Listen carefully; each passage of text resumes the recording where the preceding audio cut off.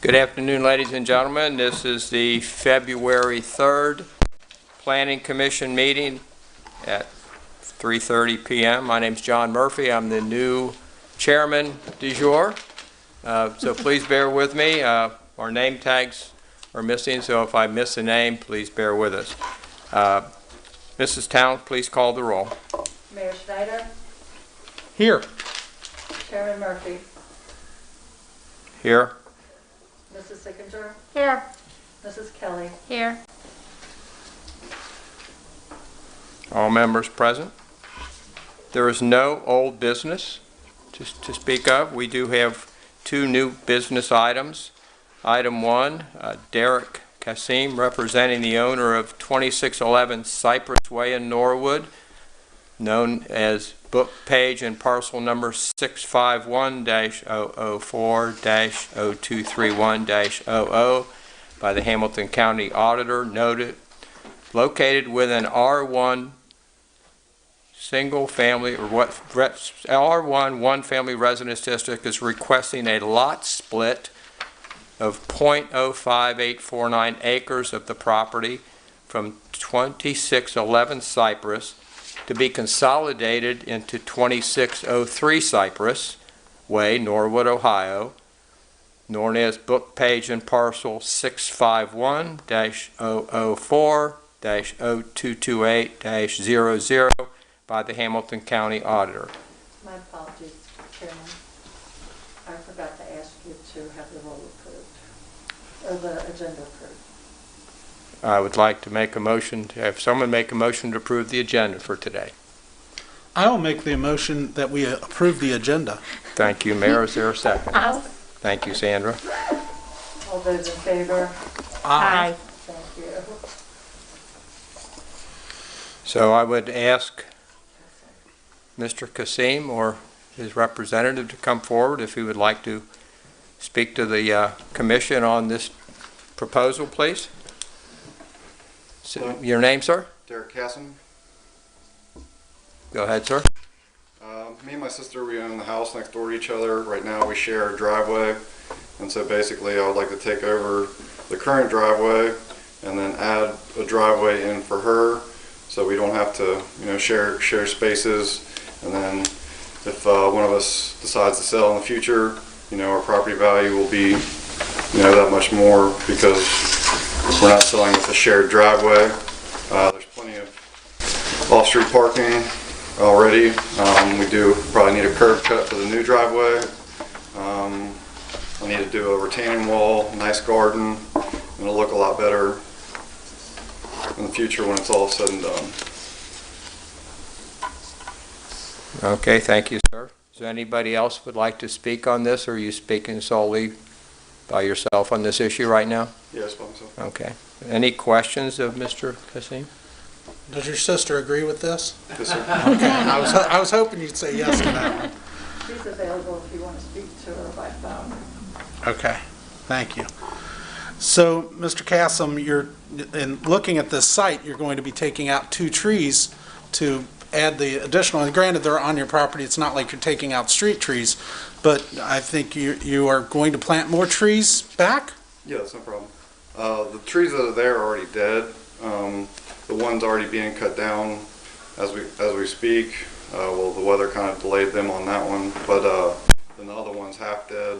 And then by the time we put the driveway in, we have to get rid of the roots. So yeah, and then I can plant more trees, no problem. Okay, as a follow-up, when you talk about the curb cut, you already have a 10-foot curb cut that is working for this driveway. You're going to put a curb cut right next to it? Is that? It'll be 5 foot over, yeah. 5 foot over. And does that affect the parking, the street parking in this area? I know Cypress Way doesn't have a major amount of street parking problems. Of course, I haven't parked in that area. Maybe one of you guys know that area better, but It'll take up one parking spot, yes. okay. But there's not a parking issue. Oh, no. The neighbors across the street or anything like that. Okay. Those are really the only questions I had. So I did have a question. I was unclear, does this include the garage, or are you taking over the other Yeah, garage the garage as well? right now is already dilapidated and it needs to be tore down anyway. So eventually in the future plans, I'll basically consolidate both of them and have a nicer, bigger, oversized garage for the current driveway. So the current driveway now is a tear down. It's a hazard really. So Okay. Both of them, or just the one on her side? no, just the one on her side. On her side, okay. I'll ask the follow. Does she know that you're going to tear down her garage? I'm just kidding. Okay. Yeah. All right. It won't be her garage. Then I guess the reason you want that bump out area in the end is when you build a bigger garage so you can go all the way across. Correct. And I left her the land in the back behind it, just so she had that nice piece of land behind it as well too. So I didn't want to take the whole thing. It does look like that would leave that plot without the ability to have a garage, because it would kind of be, because you're kind of taking up the space where she would be able to fit one, if she ever wanted one again, I don't know. Any further discussion? I'd ask a motion to approve or deny this request from the commission. Motion to approve? I'll second that. All those in favor? Aye. Aye. Motion approved. Thank you, sir. Thank you very much. Thank you.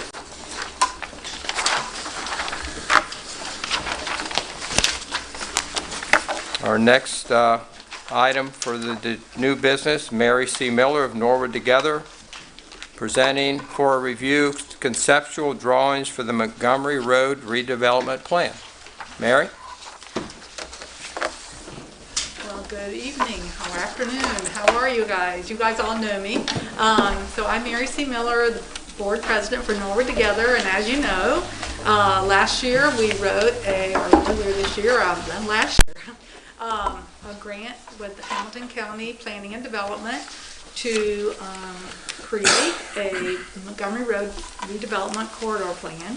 And so the plan is pretty much complete unless we get more feedback from you guys, and we'd like to present that to you today.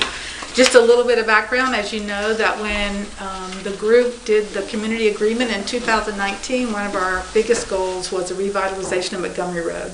So we were thrilled to be able to partner with the city to write this grant and receive it, and we've had a wonderful experience working with Hamilton County to create the plan. Just want to give you a brief heads up as to who was on the steering committee. Some of you guys were at the public meetings, but I wanted to reiterate the names of the steering committee anyway, and Hillary can help me if I mess up. First of all, we have here Hillary Cannon, who works for the Mercantile Library, and she is the Vice President of Norwood Together. We also have from Norwood David Thompson, who is the Vice President in charge of affordable housing for the Model Group. We have Ben Eilerman, who's the project manager for Over the Rhine Community Housing, and we have Sarah Allen, who works for the Center for Great Neighborhoods in Covington. Also on the committee, the steering committee, is Tim Kling, who's the president of the chamber and also the director of real estate for UDF. Liz Bloom, who is the executive director of the Community Building Institute for Xavier University. Ty Valise, who owns AJ's Cheesesteaks. And who am I forgetting? And Sean Comer, who's the Director of Government Relations for Xavier University, as well as Tom and Catherine. Oh yeah, from the city, sorry, Tom Perry and Catherine Fitzgerald. So we have quite an extensive steering committee who've been really helpful in the process. So now I'm going to turn it over to Steve Johns, who is from the Department of Planning and Development from the county, and he's going to present the plan. And if you have any questions, feel free to ask. Thank you, Mary C. It's been such a pleasure working with Norwood. We're very excited as a county to be able to work with Norwood as one of our largest jurisdictions in the county. And I have to say, again, it's been a pleasure working with the team here. As a trained city planner, I'm always excited to be in front of a planning commission.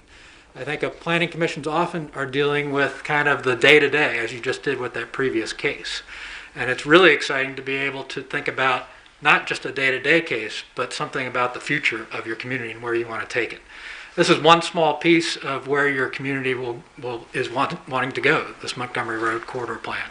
And I think it's probably a bit unusual to have this coming in front of the Planning Commission, the Norwood Planning Commission. You guys have been mostly a day-to-day planning commission. I encourage you to try to get more involved in these visions of your future, more of these plans, more of what is the potential for Norwood, because we know that there is so much here and so much to plan for.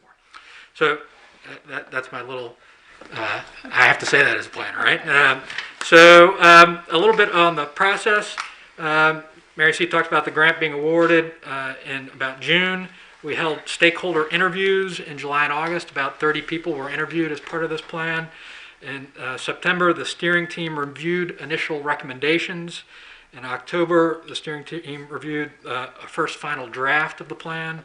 In November, we had an open house that I think many of you attended, so you're familiar with the plan. And then in December, we held a virtual open house where I think close to 40 people attended our 2 sessions in that. So given COVID times, I think we had a fair bit of activity on the citizen engagement front. We took a little break for the holidays. In January, we refined the plan based on our input. And then we met with the Economic Development Committee about 2 weeks ago and presented this plan. That's another important part of the planning process.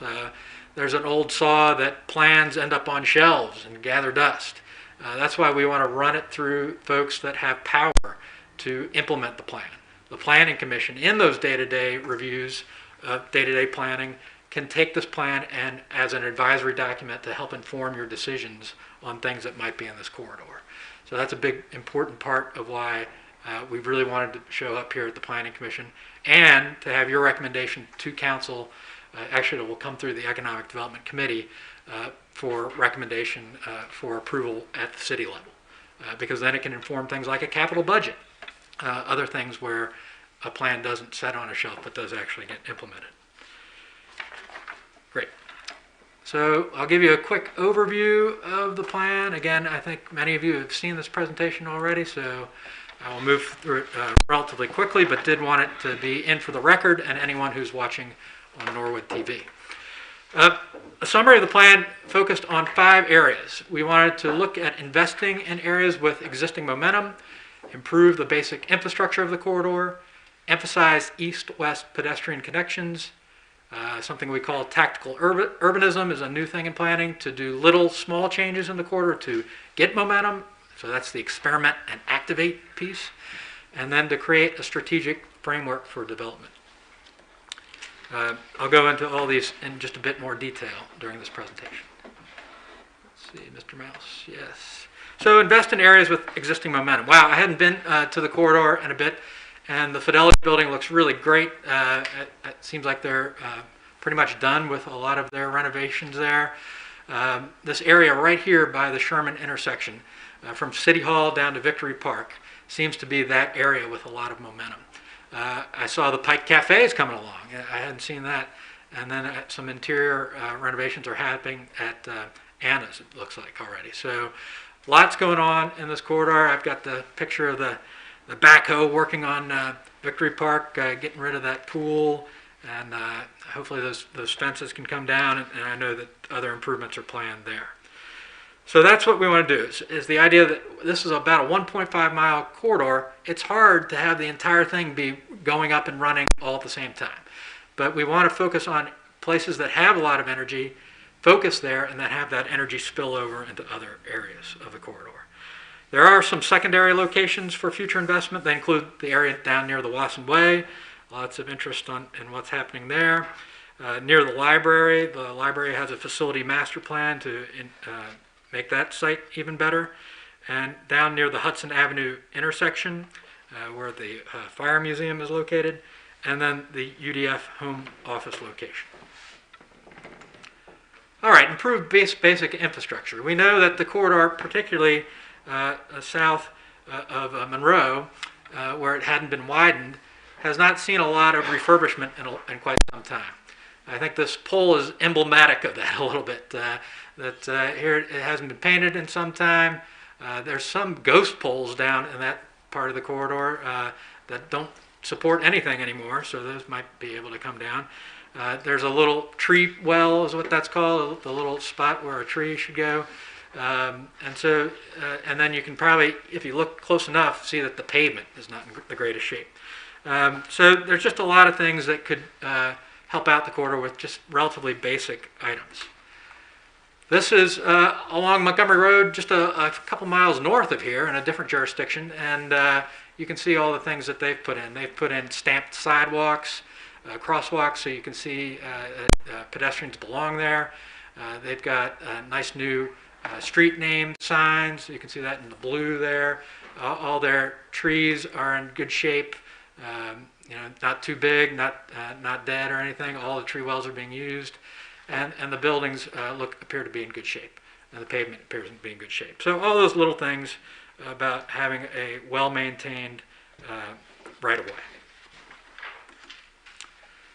The next piece is emphasizing east-west pedestrian connection. Excuse me. So here we are in the more northern part of the corridor we looked at. This is across from Surrey Square. And this area has been widened, and it's the equivalent of about 7 lanes when you count it all up, including that median, to get across. That's a lot for a pedestrian to get across. So all of a sudden, Montgomery Road becomes a barrier, a way that cuts the community in half almost, rather than something that pulls people together. We really envision a corridor that is a place where people gather together, that they do cross to get from different activity points. To find ways to make it easier to cross, we've looked at a couple locations, including Sherman Avenue, Mills Avenue, the Ashland-Wanda Avenues intersection, Williams Avenue, Hudson-Ivanhoe Avenues area, and the Wasson Way areas as places to emphasize pedestrian connections. Probably a little tricky to see this slide at this scale, but these are called bump outs. So these are things that you can put to make it easier to cross. It, in fact, fills the area that would normally maybe be a parking space. So it eliminates one lane on each side of a crosswalk of having to cross in the street. It also can be used as a landscaping item. You can also see here the painted zipper or zebra sidewalk. That's another way to emphasize that these crosswalks are places for pedestrians to be. Tactical urbanism, experimenting and activating areas. So this is at the Lafayette intersection. Maybe it's just the way I took this picture, but it looks like a lot of asphalt. And if you've been out there, it really is. Crossing this intersection on the east side of Montgomery Road is over 100 feet. It really is quite a long crosswalk for pedestrians. We saw this area, and then also the old sorta right-of-way right here behind these buildings as an opportunity to do something bigger and better. And that opportunity is depicted in this slide, where we would actually do a temporary closure with little barriers here, and maybe some fun street paint or temporary chalk in this area. Possibly food trucks, using that sort of right away for outdoor dining to make kind of a temporary little park here. That would help with the crossing here. People wouldn't have to cross so much area that was up for cars, and just see if people like that idea. And this is the whole idea behind tactical urbanism. There's nothing really lost from putting this back to the way it is currently today if that doesn't work out. So it's just a way to test out some of these ideas. This building actually is a UDF holding. So with them being on the steering committee, they would be, I think, supporters of doing this on a temporary basis. This is really hard to see, but it's in the plan. This is a way to break up the corridor into things that are a little more identifiable. If you work from the south to the north, we know that Xavier has a big interest in the southern part of the corridor. We call that kind of the town and gown section. Then there's a transition area between Xavier and the UDF campus. UDF has a lot of holdings just south of Williams. There's a multifamily section where Carpenter Flats is located. Just across the street from Carpenter Flats are some other multifamily structures. We thought that would create a nice little break in all the retail and office and commercial activity for the corridor. There's then another transition section on the way up to the shopping center of Surrey Square. Here's the large Surrey Square area. And then to the city government section just to the north of that. And then finally, a bit of a more auto-oriented, as you would suspect, up by the Norwood Lateral, a little bit more like you would see at an interstate interchange with parking lots, the hotel.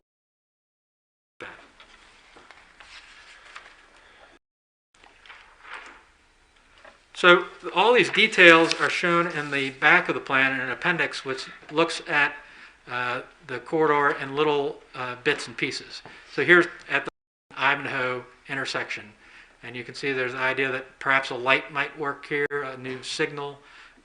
Here you can see the little pink bump outs, some additional street trees, pads for buses so that they don't warp the pavement so much. Some thoughts about enhancing the landscaping here at Norwood Plaza that Xavier owns and is on board with. We have a little tactical urbanism symbol for, like, let's do something with the little fire museum. That could be another good location for a tactical urbanism intervention.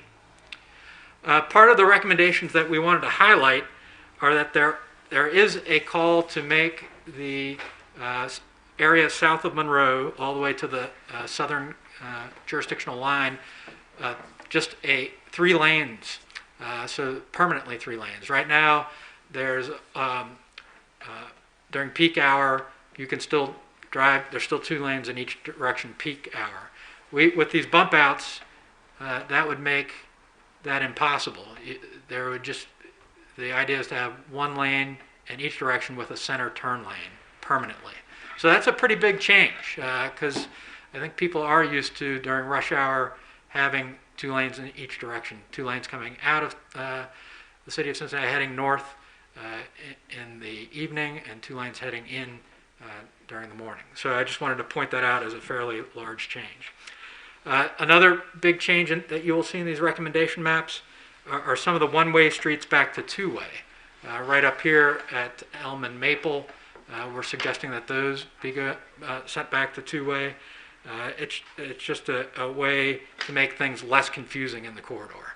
People, particularly from out of town when they're coming into Norwood, aren't expecting those one-way streets to be here. There are some traffic signal recommendations.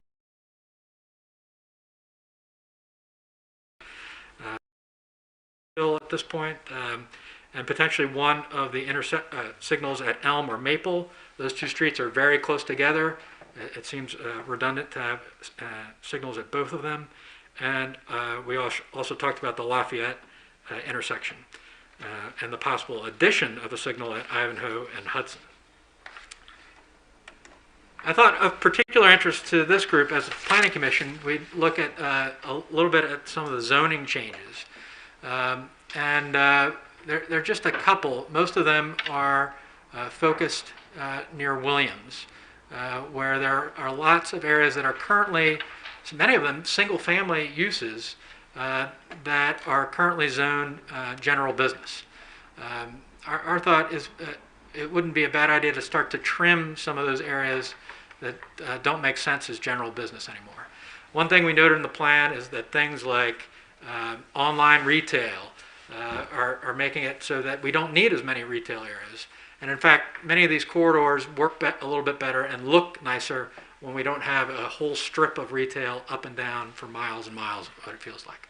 So there's a couple of recommendations there. And then there's a little recommendation on the backside of Ivanhoe that are also single-family houses currently that you wouldn't think would transition to general business. And then this large parcel that is owned by Xavier behind Norwood Plaza. Again, I don't think on our market analysis you would expect some very large use that is going to be general business district to go in there. We recommend changing that to office, which would be more in line with what you see Xavier developing in this area. Food for thought.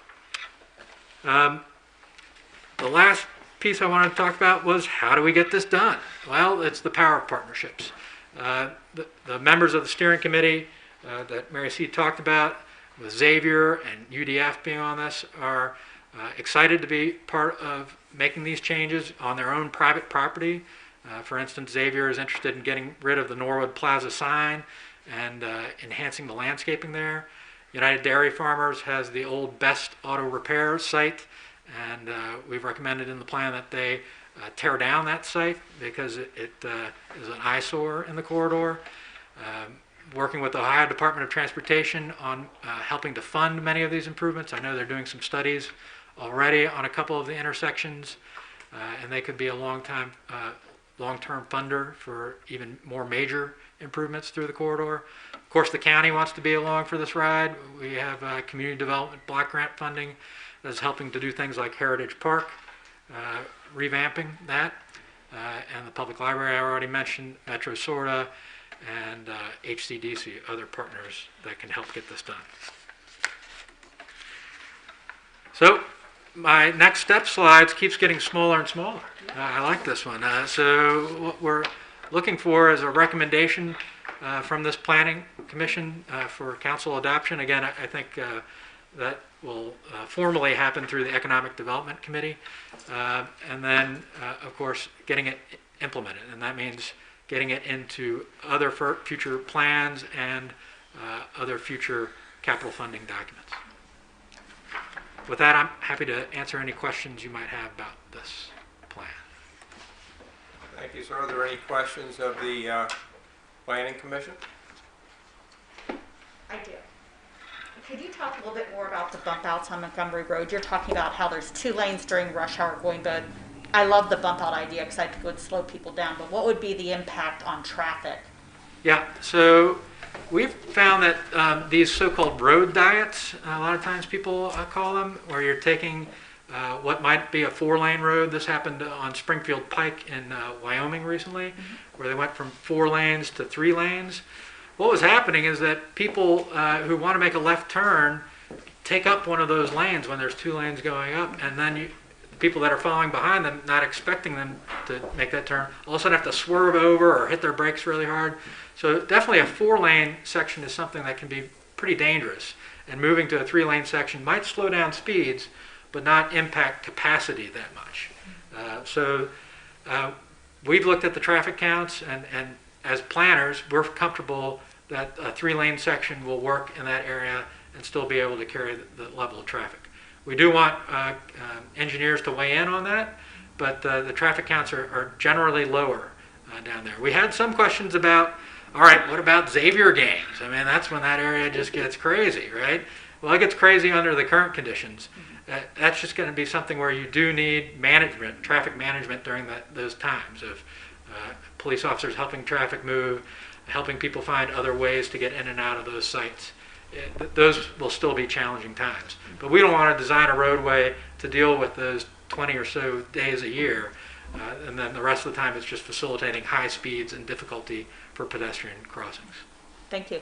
You're welcome. Steve, I'd just like to add to that. There were lots of complaints about people speeding down Montgomery Road. And one of the things we really talked about was traffic calming. And so a lot of the research and a lot of the things that we came up with the bump outs and on-street parking are not only ways to provide traffic calming, but to provide pedestrian safety. So those were the 2 big reasons for a lot of that. So One thing that you mentioned was the Xavier games. We currently have police there doing traffic anyway, so that's really, sorry. So, no, I was just going to say, I'm assuming these bump outs are similar to what's in front of the high school. Yeah. What they did recently in front of the high school. Mayor? My concern with the bump outs is the way that the buses flow up and down Montgomery Road. Not only do we have a lot of buses flowing up and down Montgomery Road, but we're going to have even more, according to some plans that SORTA has on expanding some of their services. The bump outs don't preclude us keeping areas where a bus actually pulls totally out of traffic to load and unload. So that would eliminate potentially a problem that we see all the time where somebody's driving along pretty fast, they want to get around, but a bus now has stopped right in front of them. So it actually could smooth out that flow and make it even better for people coming down with the way that our public transportation is. So Yes, that we've seen that in other areas for sure. That this, again, the situation I was talking about where somebody is about to turn left and then a bus all of a sudden stops on the other side. Now no one can go, and that is a problem. Whereas this time, what's proposed is there would be a center turn lane, so all those left turns would get out of the way, and then there'd be pull-offs for the bus, in between those bump outs, where there'd be a bus stop so it could pull out of the way, and the flow of traffic would continue. if I could follow up with that, the other part that maybe makes me a little nervous about the bump outs would be bicycle traffic, because I'm a huge proponent of bicycle traffic, but if you put a bump out, does that mean that the bicycles that are riding there now have to go out and into the lane of traffic and then back in? Or is there, if we ever did some sort of bike, does the bump out have a way that the bicycles are not have to blend in, and you know what I'm saying, like blend in and blend Our out? sense during the plan was that the bicyclists that are comfortable on Montgomery Road are going to be the folks that are going a little faster, that are a little more, if you like for a better term, professional about the biking, definitely adults. That folks that are kids or families are looking to try to get across Montgomery Road a lot of times. And so that was the emphasis of the plan, is to look for ways to make the crossings safer, but not to create an environment on Montgomery Road where you would see families or kids biking like they would on the Wasson Way. Am I allowed to step out as a citizen and ask questions? Sure. Are you guys sure? You're not answering me. You can, I mean, so when you talk about the bump outs at the high school versus the bump outs I thought I saw, which were more medium, in the medium, right? Sometimes you'll see bump outs that have like an ingress so that you could ride a bike through it and rather than, That is correct. So there are some design elements you can make to facilitate that. and was the traffic study done at 5 o'clock by any chance? So the traffic numbers that we used are average daily traffic. So it looks at, 5 o'clock's really hairy out there. well, in fact, that is part of the issue is that we don't want it to be hairy. I mean, so we want it to slow it down. We want to create more order, and that's part of the piece of having the buses get out of the way and left turners get out of the way. And we don't want people making those crazy moves in a passing lane that we're seeing right now. There will be no passing lane. And so they're going to have to just stay in with the flow of traffic like everybody else. Okay. Thank Go you. ahead. Do you have follow-ups? Yeah. The other question I had is you talk about experiment, activate, and tactical urbanism, and then you throw the word intervention in there, which makes me a little nervous. Anytime somebody says intervention, I think get nervous. But when you talk about the corner at Lafayette, you're talking about when you say experiment and activate, it's a temporary placement to see how it works out. And you would set a period of time where you'd say, and to communicate that to the community, saying we're going to do this for a period of time, and if it works out, it works out, and if it doesn't, guess what? We'll remove all this stuff. That sounds like a smart idea to sort of test it, test how. Now you couldn't do those with the bump outs, but the sort of, I don't know if we'd call it a pocket park, but the setting that you're talking about in there, it makes sense to try that in that manner to me, Actually, if I could add real quick, you actually saw the city of Cincinnati, for instance, do this sort of tactical stuff because of COVID, right? They started doing the outdoor dining and parking spots, and they tried it for a while, and then they said, well, we were going to keep this for a little longer. So there's lots of different ways to do that, and of course, none of it would be done without talking to the city and making sure we're all on board with it first. I do have concerns about the recommendations on one-way to two-way, but you had mentioned that you would still have to have engineering studies done and other people involved in that decision-making. The service director, the safety director, service director has the ability to make those changes, but typically he would not make those changes unilaterally off of just a decision or a plan like this. It would be something that we would have to do an engineering study on that with a traffic engineer that does that. But you alluded to that. I just wanted to make sure that's clear to others. It's not; those would not be decisions that are just made and done and you move on. You make sure you have the backing to do that. Okay. Yes, Mr. Mayor, that is exactly right. In fact, the resolution that we've crafted that's going to come out of economic development says that this is a plan, this is an advisory document with ideas, and these ideas don't become real until council takes further action. So there's great ideas in here that council and the safety service director or others can pull out of it and then make decisions about. This doesn't all of a sudden just start happening automatically. So I do have a couple of questions about the, there's several places in there where you're proposing either on a temporary or permanent basis to add like landscaping and that kind of stuff. Some of it, the stuff on Xavier property, obviously Xavier would care for, but I'm assuming the city would be responsible for caring for anything that would be done on city property? That's correct. So in the right-of-way, the public right-of-way, where you would see like things like street trees, that would be city responsibility. The plan does call out this area that's kind of a bit of a gray zone, where a lot of times there's an edge between the right-of-way that's clearly public property, usually where as far as the sidewalk goes, to then private property, which we called out a couple little spots where that edge doesn't look great right now, and so that would be something where there's a recommendation in a plan about possibly a special improvement district being passed that could handle things like that, where plantings and maintenance of landscaping that's right in that kind of gray zone would be handled by a separate entity that would be looking after the entire corridor. And so that there would be uniformity as a goal of that. There would be similar maintenance throughout. That is one thing that could be looked at. Okay. Anything else? I will just add that we are working with Xavier this next semester to do a research to find out if a special improvement district, how that would go. So, to let you know Yeah. that's happening. So I guess one of the reasons I asked that is it's felt like in the past the city has had some struggle to keep up with everything, and so when you're talking about adding stuff, then it's like, how does that?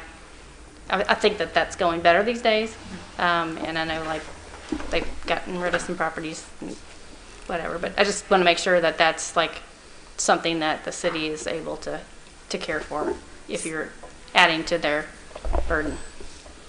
Yeah, so, it's something that's probably beyond the detail of this kind of plan, but there's stuff like landscaping and, potted plants and things like that that are relatively low cost. And then there's some of the deep refresh that needs to happen in the corridor, which is curbs and drain inlets and all that stuff, which I think in a major rehab of the road itself would happen.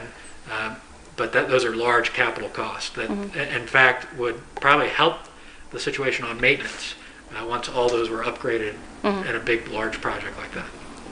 Something that Wasson Way has done is just add the water bags to the new trees, and that makes a huge difference. That's something the city could easily do. And perhaps with some of the landscaping, maybe the businesses would be willing to help out and help maintain, water them, every other day or whatever. Maybe we could get them to step it up and help out if it's not big landscaping projects. Great. Thank you. Thank you. For the commission and the viewing public, this was entered as new business, so I don't know that it requires us to make a motion or take a vote on this. It was just entered for discussion. Is that right? I mean, when I asked, it was not submitted as actually a public hearing or something to do, because I would have sent it out to the people that respond back to them and give them ideas or thoughts, the fire department, the police department, if they oblige to review it. But it was presented to me as more, this is where we're moving, we'd like to give you, an update on what we're doing. Right, I would say that I tried to somewhat address in my little preamble of how this is a bit of a different item than this planning commission is used to seeing.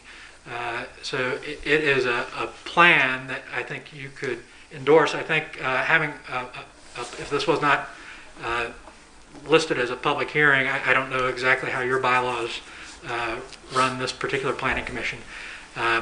But it would be good at some point to get your endorsement of this plan. I mean, even if it didn't require a public hearing, my question when it was brought up was, should I send this out so the planning commission has feedback from the people that normally give them feedback from my chair, from Yes. my aspect of it, and was checked on and was told we're not at that point yet.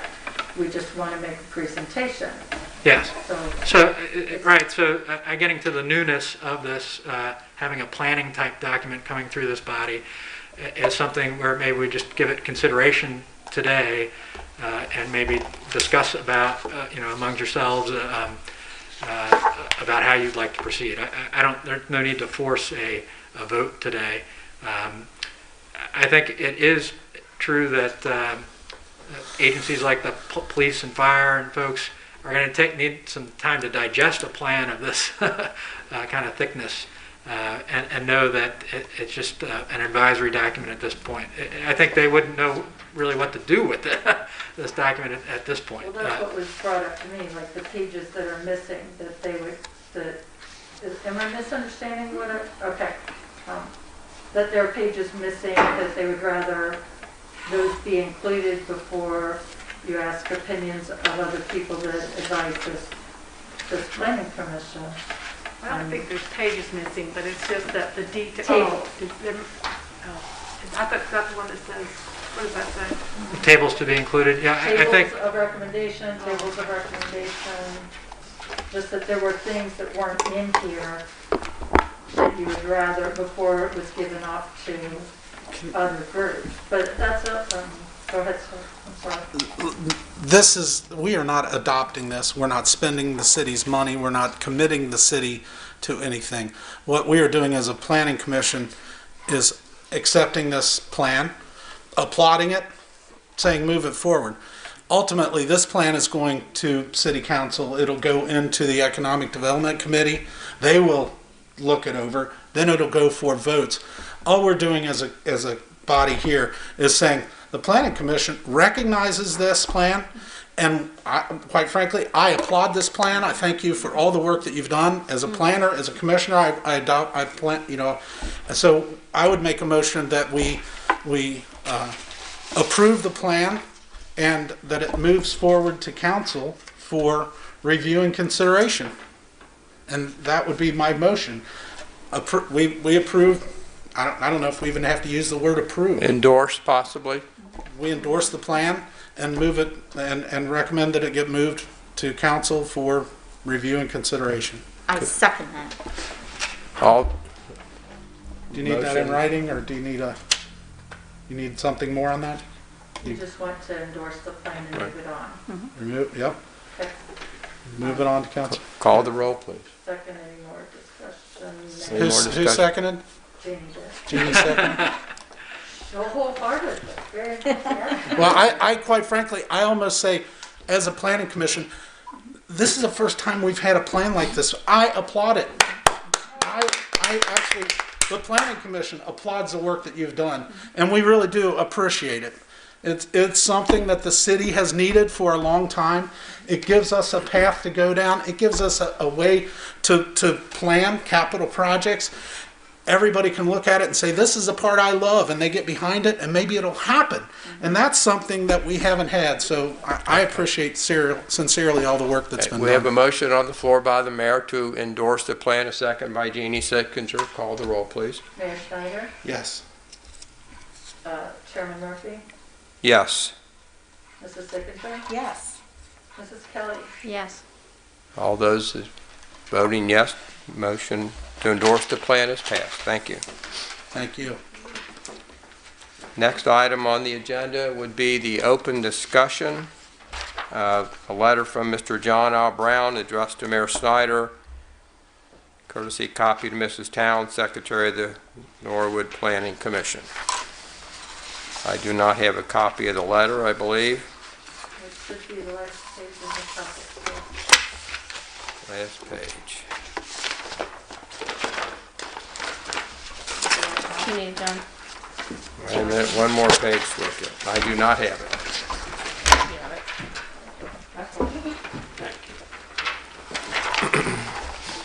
Letter dated January 22nd, 2020, Mayor Victor Snyder, City of Norwood, Norwood, Ohio. Dear Mr. Snyder, due to the recent actions of Norwood City Council, specifically the demise of the Norwood Dispatch and 911 call center, I am resigning as chair of the Norwood Planning Commission. I cannot work with the council that would do away with the vital aspect in our city, in my opinion. It would not be right for me to work with new residents, developers, and other city officials when I feel the safety is going to be compromised. It has been an honor to serve the city for over 40 years, from the safety lane to the police department to the planning commission. I do wish you and the other members nothing but the best. Respectfully, John R. Brown.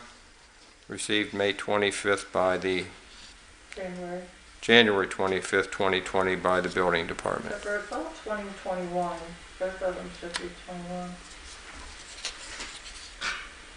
Yes, it should say 2021. I move the letter be received and filed.